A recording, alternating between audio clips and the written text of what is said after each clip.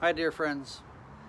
It is the 38th day of Eastertide. If you recall, there's 50 days between Easter Sunday and Pentecost Sunday, called Eastertide. So today's day 38. We have 12 more days in Eastertide. So for these last 12 days, I wanted to do something a little different. I'm back from a 4-day mini vacation. I rested and I walked the dog and read and recharged my batteries. So I'm back to my daily video meditations, and I asked you guys to give me some ideas, and I got a good idea from Phyllis Baczynski, one of our newer members, but that's kind of a misnomer because she was a member of Park Street before and she knows a lot about our history, so it's wonderful to have her back with us. And she came up with the idea of investigating some hymns.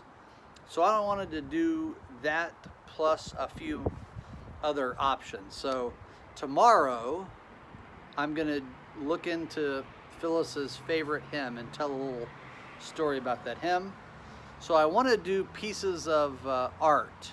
So send me your favorite song/hymn, or your favorite poem, or your favorite painting or sculpture, and I'll unpack a little bit in a spiritual sense. So if you'll email me like Phyllis did, or you can call, text me, post something on our Facebook page, whatever way you can, tell me your favorite one of those things, and I'll do a little investigation and talk about it in a spiritual way. So send me your favorite poem or painting or sculpture or song, and we'll talk a little bit about that from a spiritual perspective. So today I'm going to talk about my favorite poem. We're going to start off selfishly with one of my favorites, and then, like I said, tomorrow we'll do one of Phyllis's favorite hymns. So I got this copy of my favorite poem from Harold Smith, our beloved Pastor Emeritus. It's gone on to the next level. This is a wall copy, a wall hanging of the poem called Desiderata. And this is what they used to think it was, where it was from. This says, found in old St. Paul's Church, Baltimore, dated 1692. Now that's pretty amazing if that were the case. It's actually not the truth about this poem. They did further research. They found a copy of it in Old St. Paul's Church in Baltimore, near stuff from the 17th century. But it was actually written by a pastor named Max Ehrman in 1927, still almost 100 years ago. So this is what, excuse me, this is what the poem reads. Again, it's called Desiderata. That means things to be desired. So this is what Max Ehrman thinks that we should desire in our lives.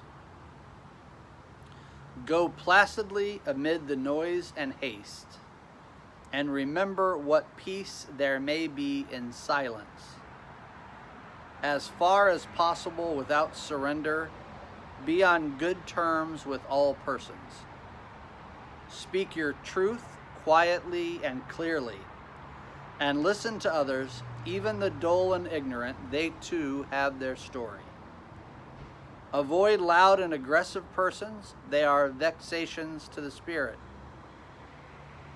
If you compare yourself with others, you may become vain and bitter, for always there will be greater and lesser persons than yourself.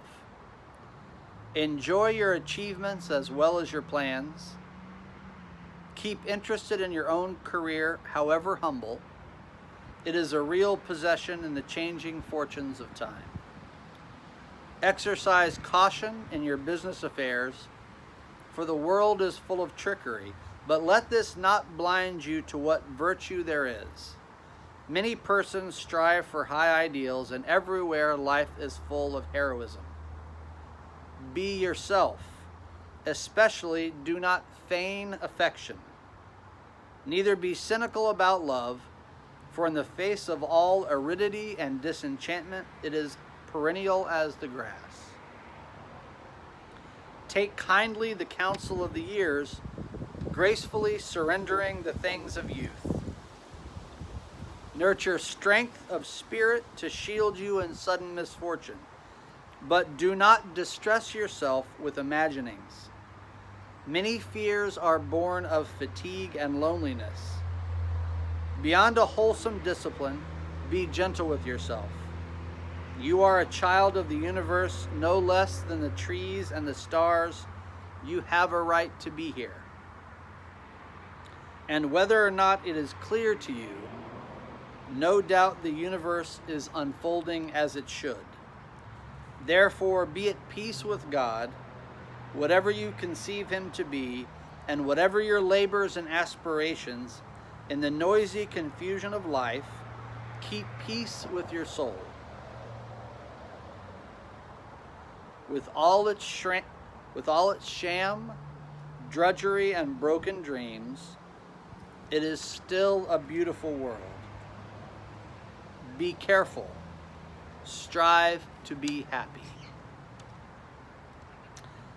Desiderata by Max Ehrmann. That's spelled E-H-R-M-A-N-N. If anybody wants to look up the history of the poem, it's actually very interesting. I want to key on this. This obviously is full of things that you can focus on in your own spiritual reflection or development. The one I want to just bring to your attention is, where is it? Kind of get some years.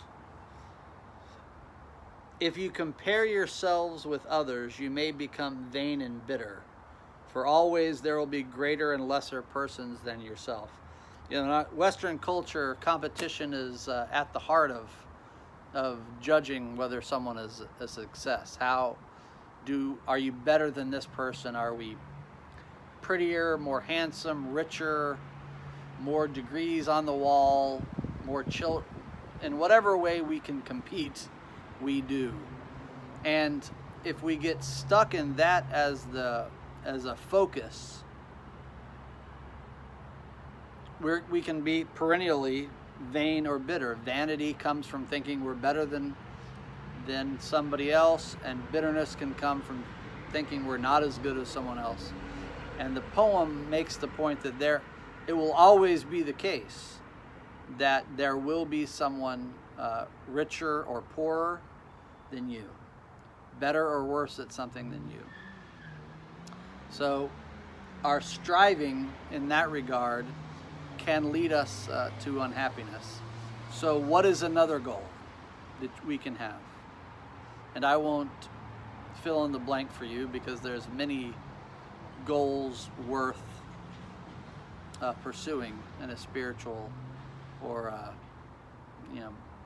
spiritual nature, or striving for bodily health or mental health. All of those are better than competition and judging ourselves in relation to how better or worse we are compared to someone else. So there's your spiritual thought for the day. I'm trying to fix this frame at the same time I'm talking to you, because I want to hang it back up on my wall, because like I said, it's my favorite poem. Desiderata by Max Ehrmann. So join me tomorrow on day 39 of Eastertide, as we're heading towards Pentecost, celebrating, remembering the birth of the church. Tomorrow we'll be looking at Phyllis Baczynski's favorite hymn.